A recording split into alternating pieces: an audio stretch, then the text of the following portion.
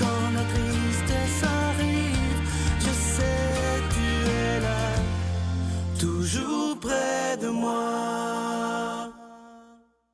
Bon mardi, bienvenue dans votre émission La Victoire de l'amour. Aujourd'hui, on sait que demain, c'est le carême qui commence, mercredi décembre, et c'est exactement ce dont va nous parler aujourd'hui notre amie Brigitte Bédard.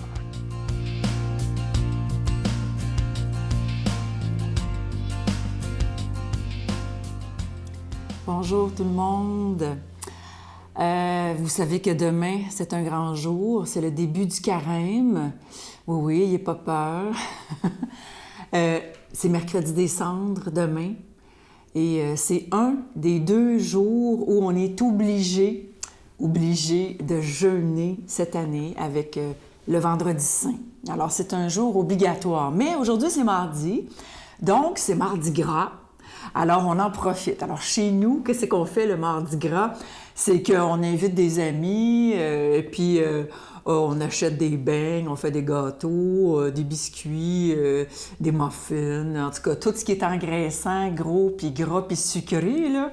Fait qu'on se sent en pif, là, puis on mange. C'est tout ce qu'on fait. On mange, c'est mardi gras. On fête, et puis... C'est comme pour dire, bon, ben, on se prépare pour demain, grand jour de privation. C'est très difficile de se priver de nourriture. Je ne sais pas si vous essayez ça au moins 1 ou 2 journées par année. Le mercredi des cendres, ça prête, c'est bien fait pour ça, tu sais. Fait que le mercredi des cendres, c'est beau, il y a un beau rituel où on va mettre la cendre sur le front, puis on va dire « Convertis-toi et crois en l'Évangile ». Aujourd'hui, on va dire ça. Mais il y a aussi une autre formule qui, moi, me transperce le cœur. « Souviens-toi que tu es poussière et que tu retourneras poussière ». Et le mot « souviens-toi » là-dedans vient me brasser parce qu'on oublie. J'oublie, moi, que je vais mourir. Un jour, je vais mourir. Un jour, on va tous mourir. Est-ce qu'on y pense? Est-ce qu'on se prépare à cette journée-là? Est-ce qu'on se prépare au jour où on va mourir? Est-ce que je suis prête à mourir aujourd'hui? Alors, le carême, pour moi, puis j'essaie vraiment de faire vivre ça à mes enfants. Pas juste leur faire comprendre, mais leur faire vivre que le carême, c'est une pratique de renoncement. De renoncement à soi-même, bien, au niveau de la nourriture, c'est un début. Mais renoncer à soi-même, ça peut être dans bien des domaines.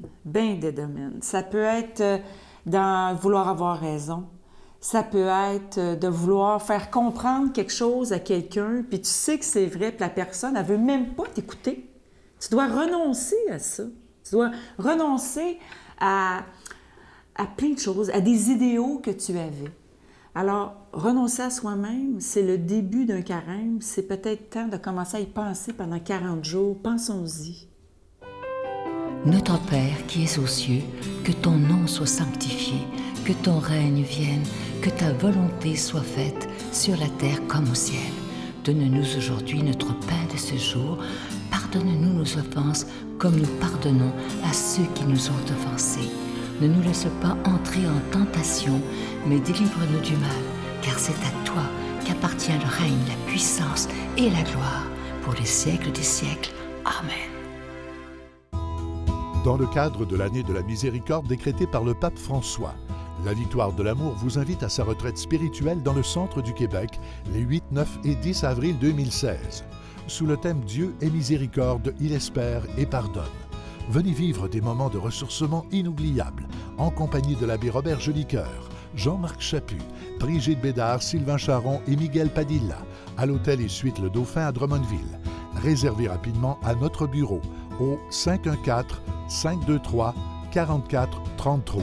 ou sans frais 1-888-811-9291. Venez vivre une fin de semaine exceptionnelle remplie d'amour, de paix et de joie. Je Je suis tellement content, vous savez qu'on est en mois de février, évidemment, c'est le mois de l'amour, de l'amitié, le mois de la Saint-Valentin. Et on a choisi un beau cadeau qu'on a fait faire sur mesure. Vraiment, vous ne le trouverez jamais dans les magasins. C'était vraiment fait pour la victoire de l'amour. Vous le voyez présentement à l'écran. C'est un cœur en épinglette avec au centre une petite croix qui représente Jésus, évidemment. Et au milieu de la croix, une belle petite rose qui représente la Vierge Marie. Et c'est orné d'un petit zircon. Et comme d'habitude, évidemment, c'est déjà béni. Je vous rappelle que vous le recevrez avec un don de 25 $. Et si vous en voulez deux, parce que ça se donne vraiment bien en cadeau, c'est avec un don de 40 $. Et je vous rappelle, pour ceux peut-être qui viennent de découvrir la victoire de l'amour, si on parle d'argent, c'est qu'on doit payer pour être à la télévision. Et en ce mois de février, ça fait déjà 21 ans que la victoire de l'amour existe. Imaginez, j'en reviens pas moi-même.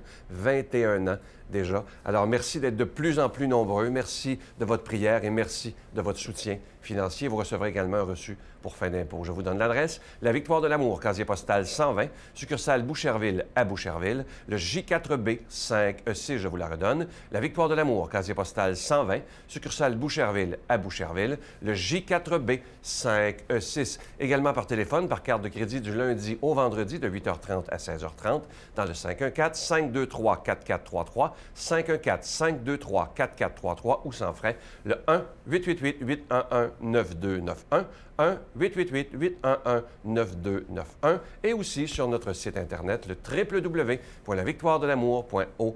Alors, je vous rappelle ce beau cadeau du mois, cette épinglette en forme de cœur avec une croix, une rose ornée d'un petit zircon. Et c'est en épinglette, comme je vous disais. Merci de votre aide.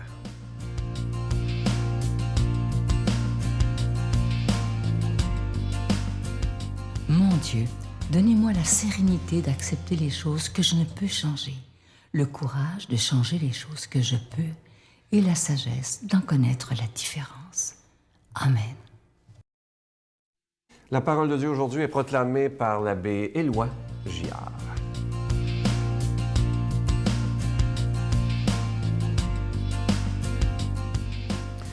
Bonjour, chers amis.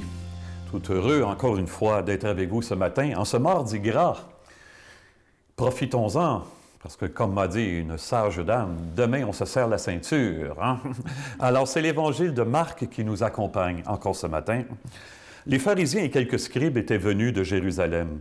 Ils se réunissent autour de Jésus, voient quelques-uns de ses disciples prendre leur repas avec des mains impures, c'est-à-dire non lavées. Les pharisiens, en effet, comme tous les Juifs, se lavent toujours soigneusement les mains avant de manger, fidèles à la tradition des anciens. Et au retour du marché, ils ne mangent pas avant de s'être aspergés d'eau, et ils sont attachés encore par tradition à beaucoup d'autres pratiques, lavage de coupes, de cruches et de plats. Alors, les pharisiens et les scribes demandent à Jésus, « Pourquoi tes disciples ne suivent-ils pas la tradition des anciens? Ils prennent leur repas sans s'être lavé les mains. » Jésus leur répond, « Isaïe a fait une bonne prophétie sur vous, hypocrites, dans ce passage de l'Écriture. Ce peuple m'honore des lèvres, mais son cœur est loin de moi. Il est inutile le culte qu'ils me rendent. Les doctrines qu'ils enseignent ne sont que des préceptes humains. Vous laissez de côté le commandement de Dieu pour vous attacher à la tradition des hommes. » Il leur disait encore, « Vous rejetez bel et bien le commandement de Dieu pour observer votre tradition. » En effet, Moïse a dit, « Honore ton père et ta mère. » Et encore, « Celui qui maudit son père ou sa mère sera mis à mort. » Et vous vous dites, « Supposons qu'un homme déclare à son père ou à sa mère, « Les ressources qui m'auraient permis de t'aider sont corbanes, c'est-à-dire offrandes sacrées. » Vous l'autorisez à ne plus rien faire pour son père ou sa mère et vous annulez la parole de Dieu par la tradition que vous transmettez. Et vous faites beaucoup de choses du même genre. Je ne sais pas si vous vous rappelez, ça fait à peu près une quinzaine de mois, je crois que c'était à la fin de novembre 2014, il y a une sonde spatiale, un projet européen, la sonde Philae, et je crois qu'il y a des scientifiques canadiens qui ont collaboré aussi à ce projet-là. La sonde Philae s'est posée sur une comète, la comète Chury, à 500 millions de kilomètres d'ici, de la Terre. C'est un extraordinaire exploit scientifique, parce que vous savez, la comète Chury est tout petite, elle a 4 kilomètres en son plus long, À 500 millions d'ici, 4 km de long, c'est très, très, très peu, c'est une poussière, vous comprenez. La sonde et la comète n'arrivaient pas dans la même direction et pas à la même vitesse. Il fait moins 200 degrés à cet endroit-là. L'électronique à moins 200 devient plus fragile. Et en plus, ça prend 3/4 d'heure à envoyer des ordres à la sonde, 3/4 d'heure avant que la réponse revienne, 3/4 d'heure pour corriger les choses, s'il le faut. Alors qu'on a réussi à faire atterrir une sonde sur cette comète-là, c'est tout à fait incroyable. Lors d'une homélie, la semaine suivante, j'avais dit, ça c'est bien nous les humains. Il faut le faire. Elle va nous livrer des secrets par les analyses qu'elle va faire du sol, des secrets précieux sur l'origine de l'univers.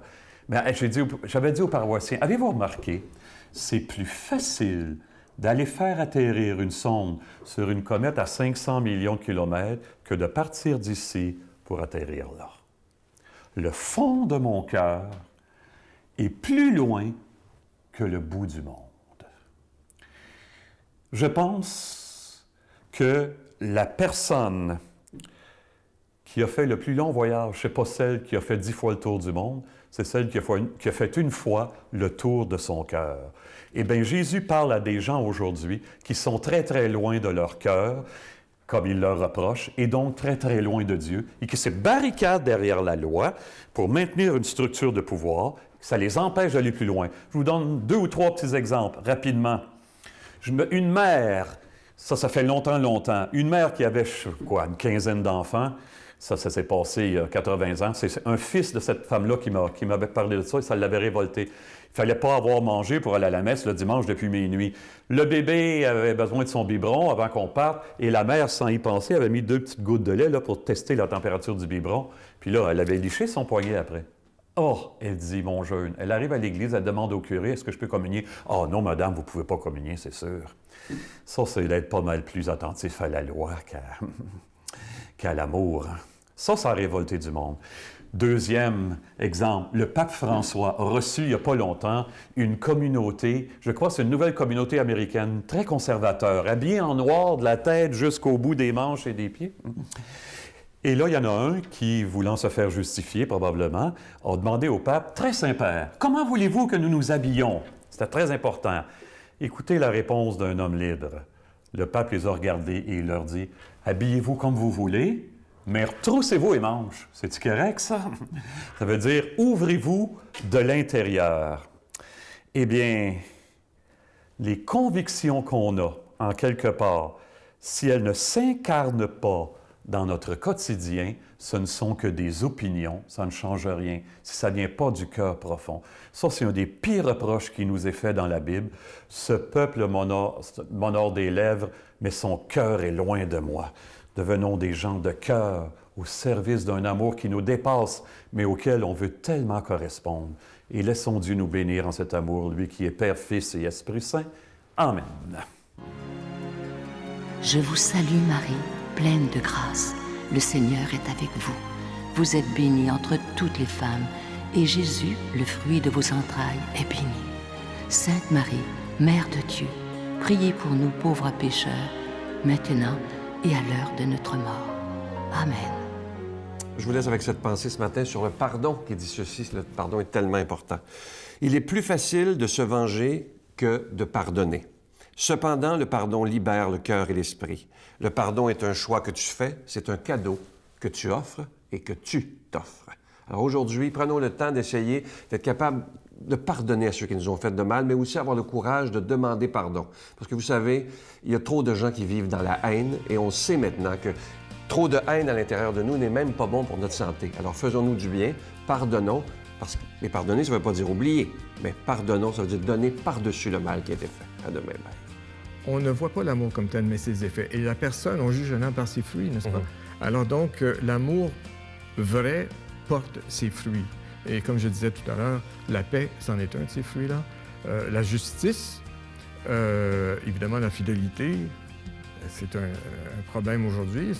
On est en crise de fidélité. Ouais.